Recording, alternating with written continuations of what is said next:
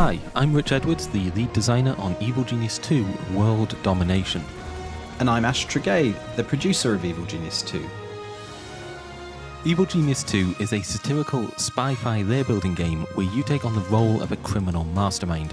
You're going to build an island lair, train a legion of diabolical minions, and perfect a doomsday device to take over, or maybe even destroy, the world. Today, we're here to show you some gameplay from the tutorial, giving us a good excuse to talk through a few of the core systems of the game that you'll be getting very familiar with on your road to world domination.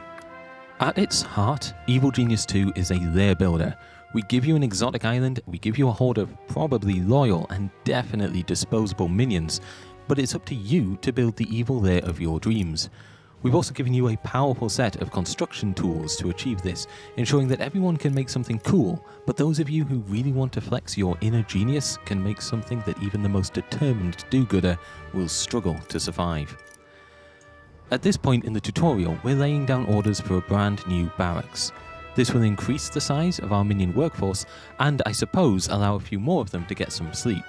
As you can see here, we don't limit you to simple rectangles. In this instance, we've chosen to give our minions a semblance of privacy by leaving the walls intact, but any room in Evil Genius 2 can be connected to any other room in any fashion.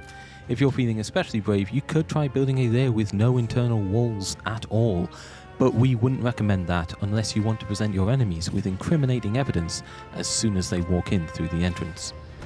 Now, as you can see, we have other construction orders in place and our minions are working hard to carry out our wishes, constructing more generators in our power room. This is important because if we run out of power, we're essentially defenseless. None of our traps, cameras or doors will function, and that leaves us wide open to attack. The name of the game is World Domination, so as cozy as our fledgling lair is, we will have to actually send our simple minions out into the world at some point, if we're ever going to take it for ourselves. Control rooms, like the one we're building here, form the hub of your criminal empire as you extend your reach across the world stage. These radio repeaters will provide us with broadcast strength. The more broadcast strength we have, the more criminal networks we can support, and the higher the level of any one criminal network, the greater the broadcast strength required to maintain it. And this is the world stage where you run your global operations. At the start of Evil Genius 2, the world is watched over by 5 forces of justice. Each of these organizations has a range of dangerous agents to deploy against you, not least of which are their relentless super agents. Together they make the world a good and righteous place, and we just can't have that. So let's establish a criminal network. First we'll select a region, then dispatch a small force of minions to scout it for various opportunities. Minions leave our lair via the helipad, and once they've constructed a permanent presence in the world, those minions will get up to all sorts of petty crimes. This sends a small trickle of gold back to the lair, and soon we'll be able to send additional minions to complete a variety of evil schemes. Evil Genius 2 is a narrative-driven campaign game, with a very definite beginning and end point. Either you'll live to rule the world, or you'll die in the attempt.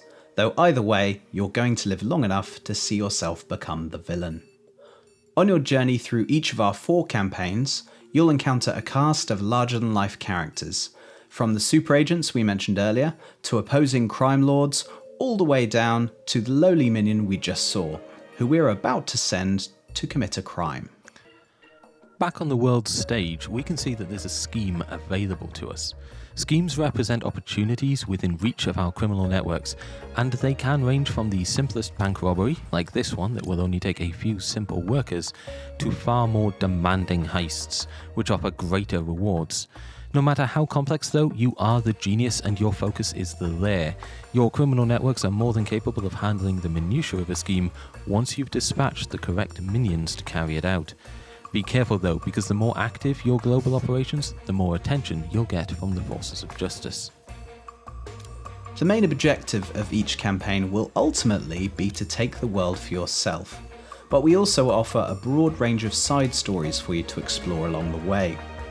Through side stories you can unlock more minion types, steal bizarre and unique loot items, and do battle with a host of charismatic crime lords and super agents.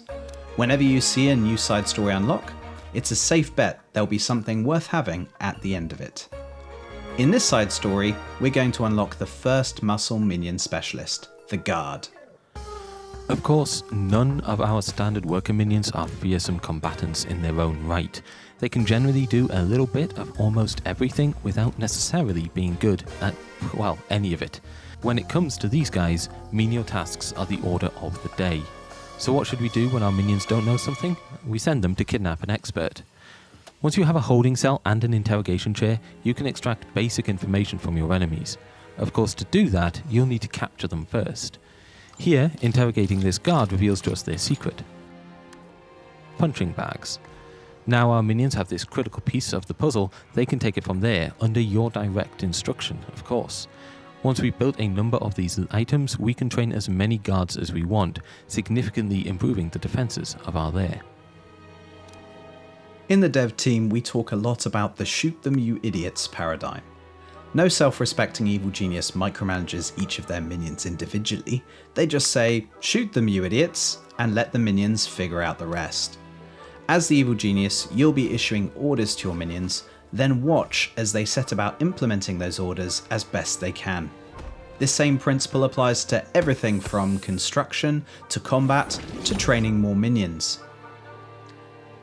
So long as you have the correct training equipment in your lair, minions can train themselves to become more advanced specialists.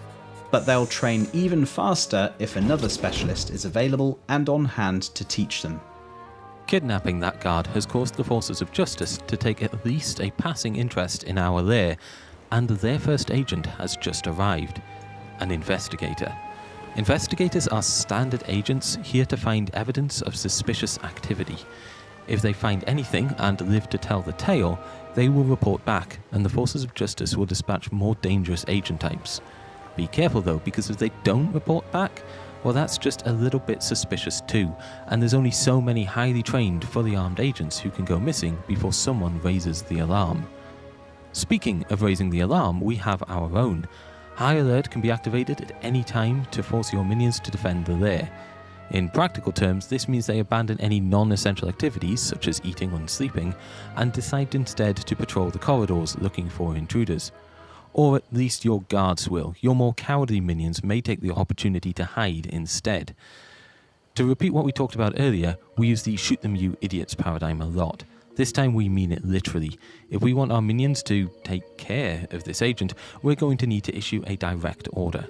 So let's drop the lair into high alert, select the intruder, and tag them for termination. Our minions should be able to take it from there, although if you're feeling particularly bloodthirsty, your genius can get involved too. Be careful though, because if you die, that's it, game over. So whilst our guards are more than capable of taking on a standard agent, there are of course bigger threats to our plans. Before any of those threats rear their head and ruin our day, we should look to recruit someone more powerful. We should recruit a henchman. Henchmen begin the game scattered across the world stage as crime lords in their own right. Through side stories, you can choose which of these crime lords you want to defeat and which you want to convince or coerce to join you at your table. At this point, we're still getting started and a number of crime lords are eager to join our organisation on the ground floor. This means they can be more easily persuaded, but this is an important decision. Once we make a choice between them, the others will resent us for not choosing them, and we can expect to make a few enemies as a result. In this example, we've chosen to recruit Eli Barracuda Jr., a powerful melee henchman with a couple of unique abilities of his own, and a familiar face to fans of the original Evil Genius. Eli's charm ability can be used tactically in the cover operation to convince an agent that they shouldn't worry about what's behind the large ominous doors at the back of the casino, that actually they really don't want to be there, and they should probably just leave the island immediately.